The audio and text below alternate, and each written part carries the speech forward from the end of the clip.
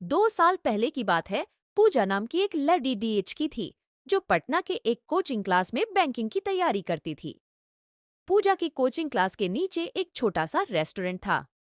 पूजा और उसकी फ्रेंड्स अक्सर क्लास के बाद उस रेस्टोरेंट में चाट या छोले भटूरे खाने के लिए जाया करती थीं, क्योंकि उस रेस्टोरेंट के चाट और छोले भटूरे काफी फेमस थे।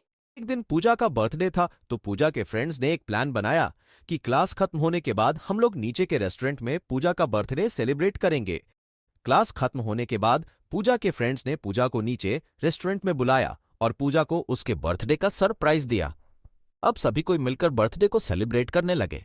उस रेस्टोरेंट के काउंटर पे एक 24 साल का डैडी डीएच का कैशियर का काम करता था। जब पूजा और उसके फ्रेंड्स बर्थडे सेलिब्रेट करने के बाद रेस्टोरेंट से बाहर जाने लगे, तब उस लड़डीएचके ने पूजा को आवाज लगाई। लड्डाचका, मैम, ये हमारी तरफ से आपके बर्थडे का छोटा सा गिफ्ट। पूजा। Thank you. रात को जब पूजा ने उस लड़डीएचके के द्वारा दिए गए गिफ्ट को खोला तो देखा कि अंदर एक छोटी सी प्रिंसेस थी, जो कि एक पेट एच के नीचे बैठी थी, और उस गिफ्ट के अंदर एक लेटर भी था। पूजा ने उस लेटर पढ़ा। उसमें लिखा था, पूजा, आप बहुत ही मासूम और प्यारी हो। जब भी आप रेस्टोरेंट में आती हो तो मेरी नजरें सिर्फ आपके चेहरे को ही देखती रहती है। आपकी मुस्कुराहट को देखकर मेरी भी चेहरे पे एक चमक आ जाती है। वैसे मेरा नाम रोहित है।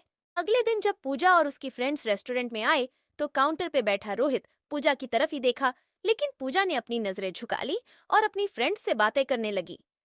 अब जब भी पूजा रेस्टोरेंट आती तो रोहित की तरफ एक झलक देखती और फिर उसे इग्नोर करने लगती। और इसी तरह कुछ बीत गए।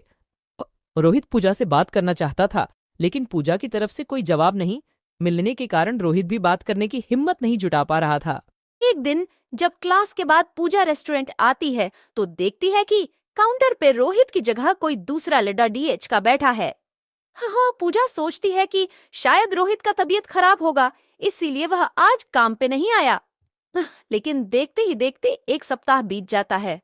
अब पूजा थोड़ी परेशान होने लगती है और काउंटर पे जाके पूछती है कि जो रोहित नाम का लड़का यहाँ पे काम करता था, वो अब भी कहाँ है?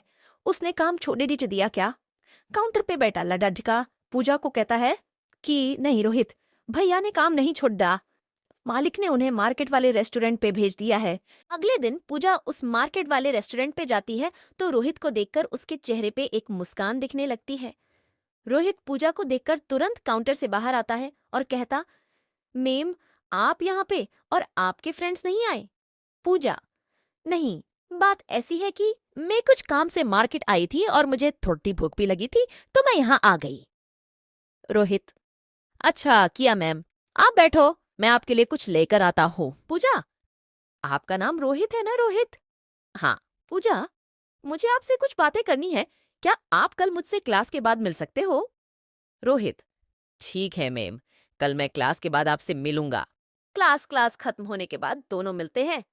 पूजा रोहित से कहती है कि देखो, आप मुझे अच्छे लगते हो, लेकिन मैं इस प्यार में नहीं पार्टी डिडीएचना चाहती, मुझे अपने पढ़ाई और कैरियर को देखना है। रोहित ने कहा, देखो मैम, मैं ऐसा कुछ नहीं करूंगा जिससे कि आपकी पढ़ाई को नुकसान हो, लेकिन मैं क्या करूं, आपको देखते ही देखते मुझे कब आपसे प्यार हो गया, मुझे पता भी नहीं चला। अब दिल चाहता है कि अपनी पूरी जिंदगी आपके साथ रहूं। पूजा रोहित की बात सुनकर वहां से चली जाती है। रात में पूजा सिर्फ रोहित के बारे में ही सोच रही थी, क्योंकि पूजा के दिल में भी रोहित के लिए प्यार जगने लगा था। अगले दिन शाम में पूजा मार्केट वाले रेस्टोरेंट में जाती है और रोहित को एक लेटर देकर वहां से चली जाती है।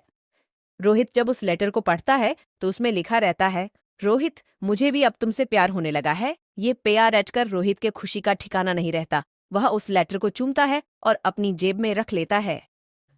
तो इस तरह से पूजा और रोहित की प्यार की शुरुआत होती है।